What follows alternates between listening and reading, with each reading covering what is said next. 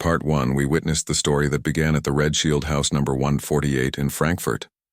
Mayor Amschel's 5 sons had consolidated their power in Europe's 5 cities. By 1825, the family wealth was £15 million, $75 billion in today's money.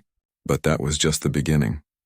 The story we're about to see is even grander, becoming the financiers of the railway age, orchestrating the purchase of the Suez Canal for the British, building gold and diamond empires in South Africa, and finally, trying to survive 2 world wars. The second half of the 19th century would be the Rothschilds' golden age, but the 20th century would present them with their greatest trials. The 1830s marked the beginning of the railway age. Manchester-Liverpool now takes 1 hour instead of 4. Paris-Lyon takes 8 hours instead of 2 days. The Rothschilds are both financing this transformation and profiting most from it. James in Paris begins controlling 40% of the French railway network. Paris-Rouen 1843, Paris-Lyon 1854. Each line requires millions of francs in investment. The biggest project is the Nord Railway. Connecting Paris to Brussels, James invests 50 million francs. Nathan in London becomes a partner in British Railways. His most profitable project is the Great Western Railway. Connecting London to Bristol, Nathan invests £2 million and triples his money in 10 years.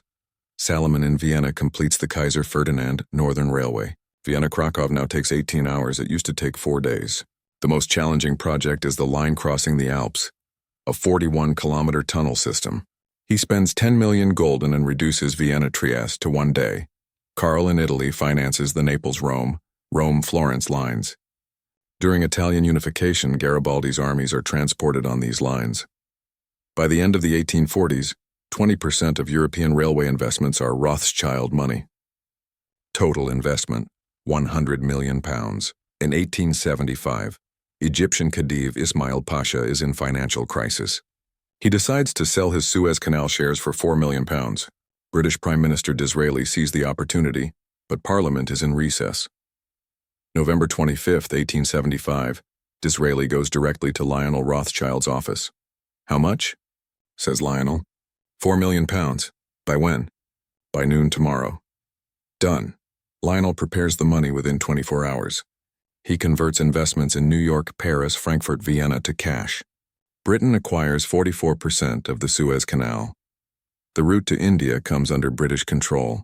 This operation isn't just financial, it's geopolitical. Britain now owns the route to the east. It's the beginning of dominance that will last from the 1882 occupation of Egypt to the 1956 Suez Crisis. Discovery of gold in South Africa's Witwatersrand in 1886 shakes the world. Nathaniel Rothschild immediately takes action. He goes to Cape Town and partners with Cecil Rhodes. De Beers Consolidated Mines is established in 1888. Nathaniel's investment is £2 million. Rhodes provides the experience. The strategy works perfectly. By 1890, they control 90% of world diamond production. The gold business is even bigger. Consolidated Goldfields is established, buying the best sites in Johannesburg. By 1895, 40% of South African gold production is under Rothschild control. Rothschild & Sons in London becomes the center of the world gold market. Every morning, production data from Johannesburg is reported to London, and prices are set the same day. In the 1890s, a new threat emerges: J.P. Morgan. The American banker challenges the Rothschilds on their own turf. His strategy is different, buying and merging large companies. Morgan's big move in 1901, establishing U.S. Steel, the world's first billion-dollar company. Without Rothschild money, this is a historic turning point. Nathaniel makes a counter-move. He buys Rio Tinto, Broken Hill in Australia, Yukon gold mines in Canada. He tries to become a global player in the mining sector. Morgan opens an office in London, enters the Rothschilds' bond market. He partners with Deutsche Bank. For the first time, they face serious competition. During the 1907 Wall Street panic, Morgan plays the role of America's de facto central banker. The Rothschilds lose their power in America. June 28, 1914, Sarajevo. Archduke Franz Ferdinand is assassinated. A month later, Europe goes to war. For the Rothschilds, this is the end of 100 years of unity. For the first time, the family is divided. London on the British side, Vienna on the Austrian side. Paris on the French side. Pigeons, courier networks stop. The 100-year information system collapses. Walter Rothschild in London works for the British government. His most important task is obtaining the Balfour Declaration. In 1917, the British Foreign Secretary's letter, "We support the establishment of a national home for the Jewish people in Palestine." The Foundation of Israel. Edmond in Paris lends 50 million francs to France. Louis in Vienna experiences the collapse of Austria-Hungary, economic consequences of the war. Total wealth drops from £200 million to £100 million. 50% loss. But more importantly, unity and coordination are lost. The 1930s are a dark decade. Hitler's rise threatens their lives. In Nazi ideology, the Rothschilds are the symbol of the world Jewish conspiracy. In 1938, Germany annexes Austria. Louis Rothschild is arrested.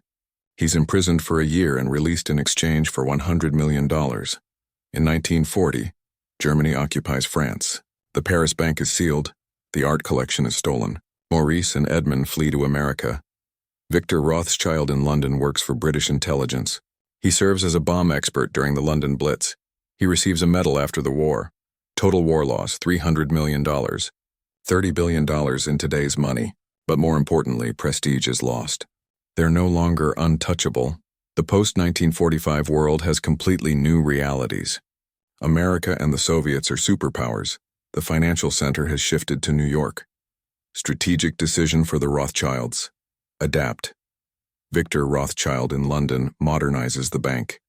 Computer technology, mathematical models, risk analysis systems. He expands the London gold fix system. Guy Rothschild in Paris focuses on the wine business. He restores Chateau Lafite Rothschild, buys Mouton Rothschild. He owns Bordeaux's two most prestigious chateaux. New strategy, specializing in niche markets. Gold trading, merger and acquisition advisory, private banking, government bonds. The 1980s and 90s are a period of major adaptation. Financial markets are globalizing. Electronic trading is beginning.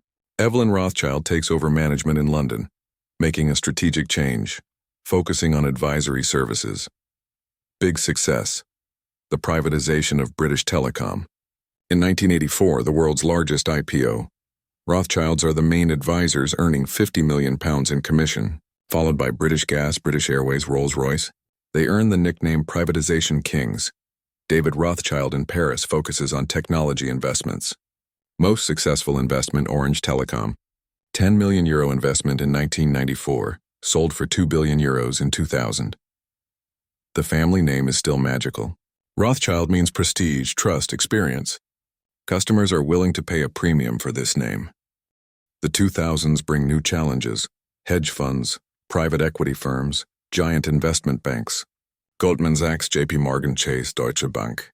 They're trying to enter Rothschild territory. The answer? Boutique strategy. Not big but special. Personal attention to each client. Special approach to each project. The Rothschild touch creates customer loyalty. In London, gold prices are still determined by the LBMA gold price. In Paris, they're pioneers in the luxury wine sector. Prestigious name in art markets, private banking, collection financing, but they're no longer the world's richest family. Not even in the top 100 on the Forbes list, because wealth is distributed among over 200 family members. The story that began at the Rothschild House number 148 in Frankfurt continues today. Rothschild & Co. in London, Edmond de Rothschild Group in Paris, offices worldwide. But the 19th century dominance is gone, because the world has changed. Central banks have been nationalized, financial markets have been democratized, information is now in everyone's hands. The main lessons of the Rothschild legacy.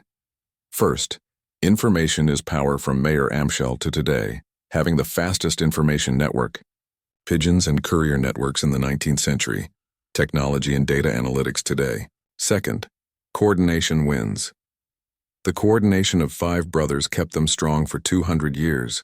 In modern business, the most important factor is also teamwork. Third, adaptation is the key to survival, adapting to changing conditions in every era, always being a pioneer from the Napoleonic Wars to the Internet age. Today, technology companies apply the same principles. Google organizes information, Apple provides coordination, Amazon constantly adapts. Final lesson: Predicting the future is impossible, but preparing for it is possible. The Rothschilds understood this, applied it, and succeeded. Who will be the modern age's Rothschilds? Artificial intelligence companies? Cryptocurrency founders? Social media giants? The answer is clear. Whoever controls information will control the future. Just as it was 250 years ago. Final words. Mayer Amschel's 1812 testament is still valid. Together you are strong, separately you are weak. The vision that began in the Frankfurt ghetto still shapes the world today. Because the most important lesson the Rothschilds taught is this: money passes, power changes, but vision is permanent.